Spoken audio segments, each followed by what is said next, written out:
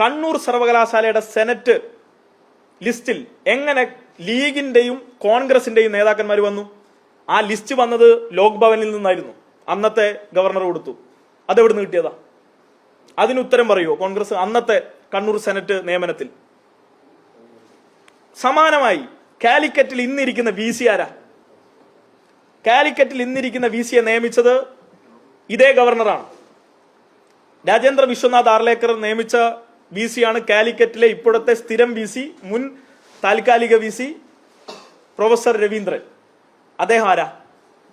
Calicut university teachers association എന്തിൻ്റെത്? കോൺഗ്രസിന്റെ, Congress service സംഘടനയുടെ പ്രസിഡന്റിനെ നിയമിച്ചത് ആരാണ്? സംഘപരിവാർ ചാൻസലർ. ഇതിൽ കൂടുതൽ എന്താ വേണ്ടത്? ഇനിയും വേണം ഉദാഹരണം.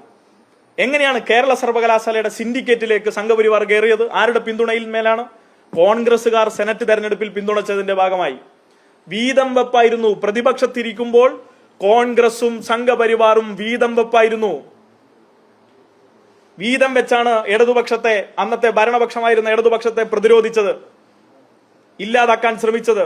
കേരളത്തിന്റെ സർവകലാശാലകളിൽ കാവ്യവൽക്കരണത്തിന് എല്ലാ പിന്തുണയും കൊടുത്തത് KPCC പ്രസിഡന്റായിരുന്ന സുധാകരൻ തന്നെ അത് പറഞ്ഞതല്ലേ? അപ്പോ ആ നിലയിലാണ് കാര്യങ്ങൾ മാറിയിട്ടുള്ളത്.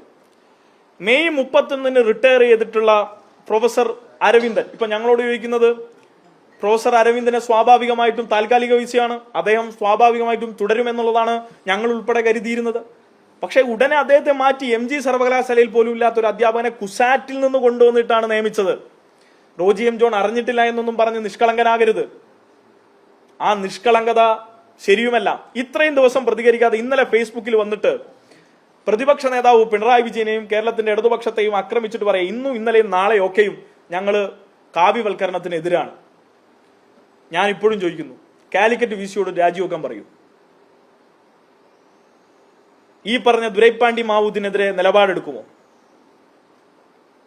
സെനറ്റ് അംഗങ്ങളായി തെരഞ്ഞെടുക്കപ്പെട്ട 19 പേർ സംഘപരിവാർ പ്രവർത്തകരാണെന്ന് ഉറക്കെ പ്രഖ്യാപിക്കാനുള്ള ധൈര്യമുണ്ടോ റോജി M. ജോണിന്?